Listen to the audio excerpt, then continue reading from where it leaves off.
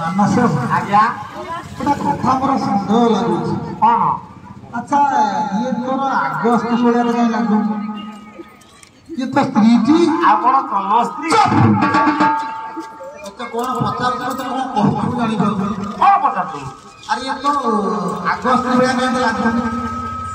ସାରେ କଣ ହେଲା? ସେ କଥା କାହିଁ ମନେ ପକେଇଲେ?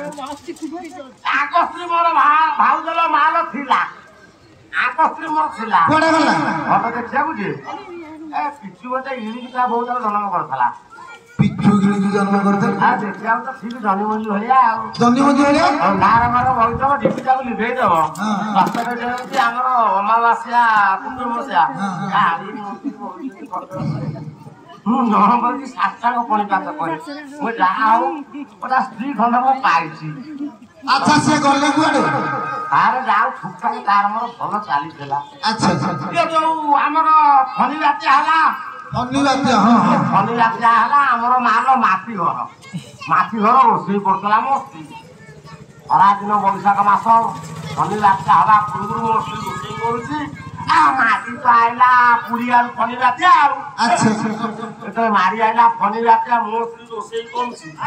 ଫନି ବାତ୍ୟା ଆଇଲା କାନ୍ଥରେ ମାଦ ହେଲା କାନ୍ଥ ପଡି ମୋ ସ୍ତ୍ରୀ ଚେପା ହେଇଗଲା। ଆରେ ତୋ ସ୍ତ୍ରୀ କଣ ସିଲିବର ବାସନ? କାନ୍ଥ ପଡି ଚେପା ହେଇଗଲା।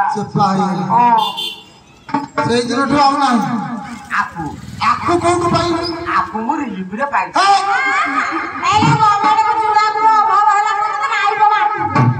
ଆକୁ ମୁଁ ରିଲିଫରେ ପାଇଛି। ଆରେ ରିଲିଫ ଆଣିଛ କୋଉଠି ଥିଲେ?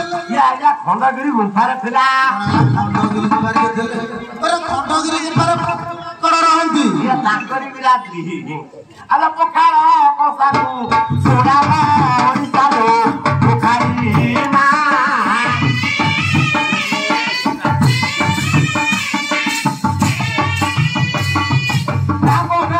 ରାବଣୀ ଭାଇ କତେଲୋ ପୋଖାରୀ ମା